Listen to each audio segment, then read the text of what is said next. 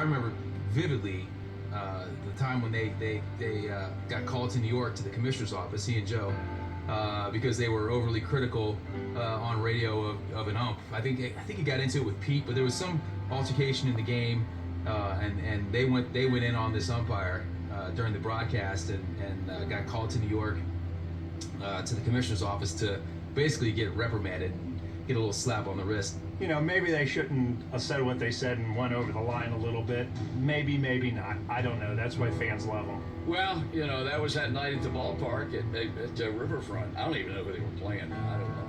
I have no recollection of who they were playing. There was a play at first base, and the call went against the Reds, and Pete came bolting out of the dugout. I think Nick Esasky was playing first base for the club, and Pete came bolting out of the dugout. And one thing led to another, and Pete bumped him. It was very clearly they bumped him.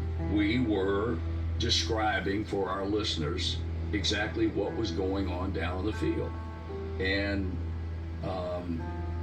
I guess we said some rather negative things about Dave Pallone, who I thought was a horrible umpire. And Joe thought it'd be worse than me. Jackson takes the lead at second. Franco checks him, throws, swung on, bounce to shortstop. Larkin has, he throws. The inning is over. He stayed on the back. Now they're saying safe. I don't believe that. Dave Pallone never gave a signal. While the runner came in to score, he started up with his hand and then gave the safe sign. And the go-ahead run has come across, and New York has taken a 6-5 lead. And I don't believe that. Unless I'm blind, Dave Pallone called him out. Pete Rose has just bumped Dave Pallone and made no bones about it. Well, I tell you, Pete shoved him, but Pallone hit him with a finger and the shoulder and the face, one or the other. Oh, Pallone is a liar. I don't know what else you could call him, because he definitely called him out. And there's Pete showing, you can see on the rain, that Pallone hit him in the face. And folks, I want to tell you, Dave Pallone absolutely stinks. He is a terrible, terrible umpire on any level of this game. And all you folks who umpire at home, don't take umbrage at what I'm saying. I am specifically citing one umpire, and he is bad news. Well, you hate to see things like that happen, but I tell you, Pallone brought it on himself, and he's a rotten umpire. I guess that's the best way to put it. And now the ground crew is going to clean up around the park, but they have thrown everything, and Pallone deserves it. You know, a guy like that doesn't belong in the league. He's a scab in the first place, and he's just been terrible ever since he's been here.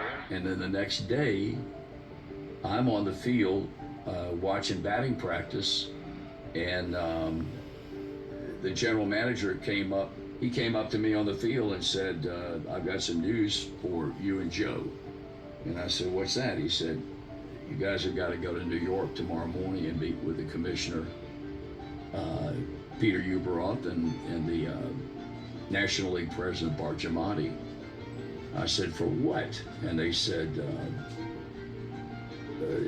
they feel like you all were a major part of inciting a riot in the ballpark.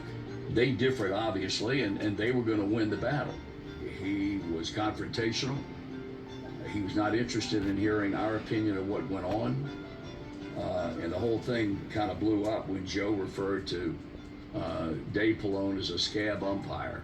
And he made it perfectly clear that he was seriously considering suspending us, or worst case scenario, throwing us out of the game for all time, after taking these people under advisement and listening to what they felt would be the proper kind of penalties. I'm not going to impose any penalty at all, but I'm saying that with the understanding that something like this better not ever happen again. I'm also convinced that he has had perpetually 2 broken arms throughout his business life for patting himself on the back all the time.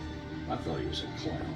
And I just remember them coming out of the MLB offices and just get like big thumbs up. Like they were heroes, man. They represented all of us. They represented all the all the blue collar Cincinnatians who lived and died Reds baseball. And then the next day, Marty comes back to the game, and at Riverfront, you came out from behind home plate. That's where the media or the player entrance was. So Marty comes out, and everybody was wanting to talk to him, of course. And he came out with a piece of duct tape over his mouth.